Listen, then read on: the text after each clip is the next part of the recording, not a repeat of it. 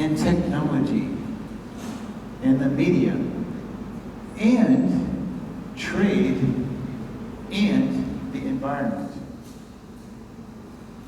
With globalization, we see the connections between all of us and everyone else around the world. So globalization is a very important concept in our discussion today of global citizenship, and you know all of that. It is so clear to you. But let's use another word that I think is so helpful: interdependence. Interdependence. I-N-T-E-R-D-E-P-E-N-D-E-N-C-E. Interdependence. That word is even more clear how we are connected because it has in it the root word dependent. Dependent. If we live in Thailand, we are dependent on the countries that are nearby cooperating. If we live in Canada, we're dependent on cooperating with the US and Mexico. If we live in Switzerland, we're dependent on France and Germany and the rest of Europe working together. Interdependence helps us understand, as global citizens, we need each other. We are dependent on each other, and we require a respect for the environment. In other words, interdependence is very similar to what we spoke about earlier: cooperation, good neighbors, working together. Why do we do that? Why do we do that? Let's briefly go back in time.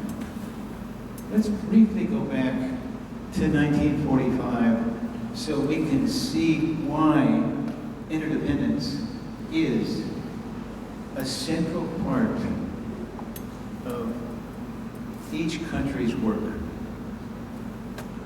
Does everyone know what happened in 1945? That was the end of this tragic World War II. And in that war, countries of Europe and countries of Asia were at war. And in that war, the United States was an ally of Europe, and it was an ally of China. And I want to remind everyone today, the US and China were partners in dealing with that war. Now, out of all of that tragedy, out of the catastrophe of war, what happened? What happened in the summer of 1945?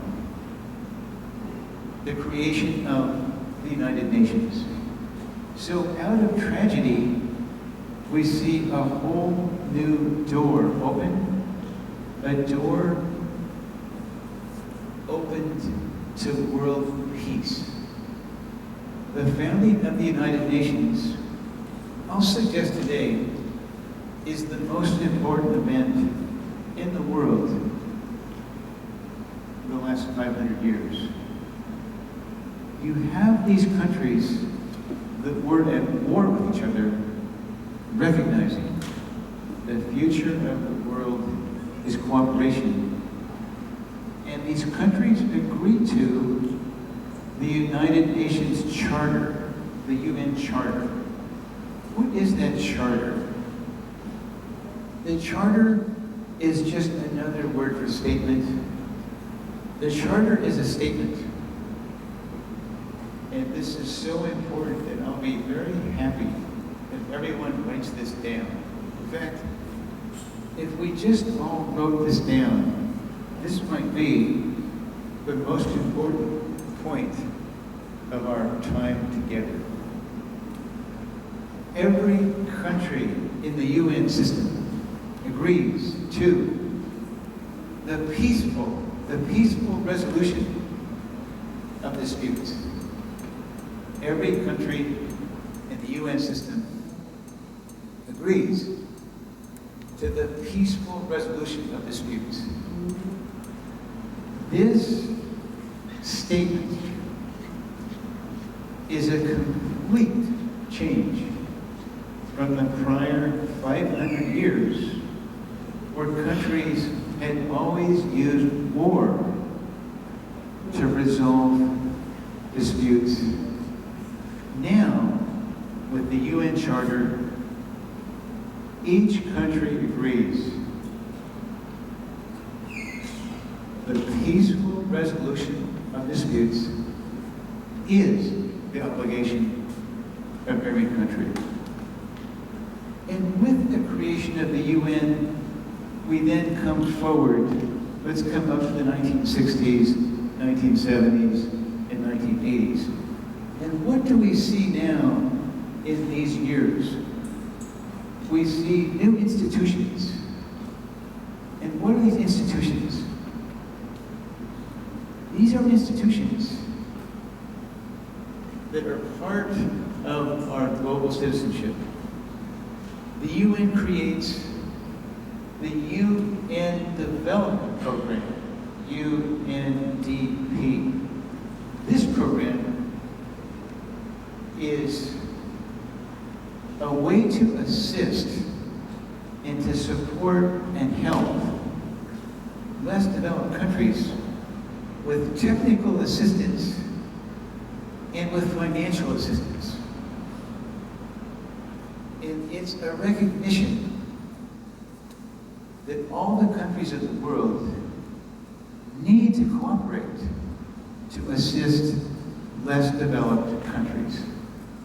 And so if we go to Africa, if we go to parts of Asia, if we go to South America, we will see projects for clean air, clean water, plants and animals, urban environments, programs that will protect the quality of those areas while encouraging development.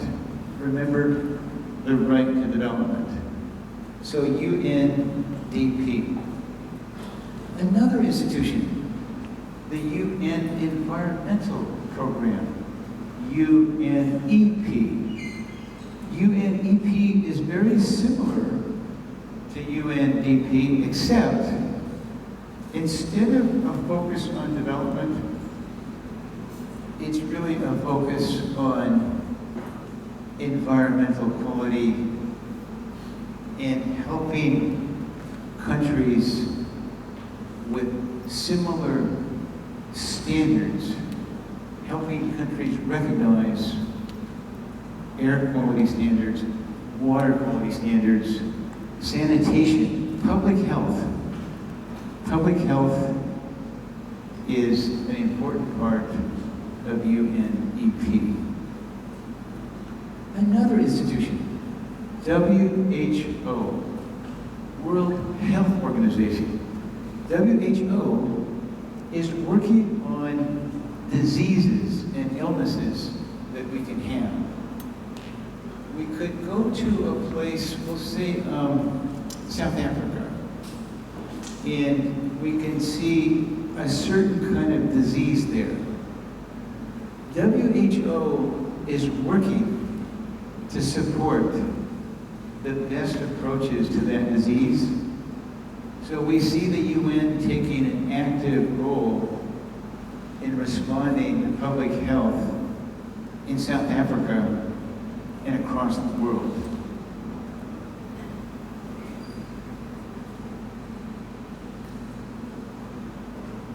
Everything that we've discussed so far, everything, depends on our understanding of what we're about to discuss. we doing all these things? Why do we have these conferences, declarations, meetings, programs, institutions? Why are we doing all this? I just want to repeat, it's all about public health and global citizenship in a whole new era where we realize we are dependent on making the best efforts possible for protecting the environment together. In other words, think about this. It's also about our self-interest. It's in our own self-interest to have clean water and to have clean air and to have sustainable development. It's good for everyone. And a little bit later, as we turn to trade, we'll see how trade is really, in many respects, part of environment and part of self-interest. So, can everyone see we have these programs, we have these standards, and we have these laws because they are good, but also because they are in our own self-interest. We will all do better with these standards.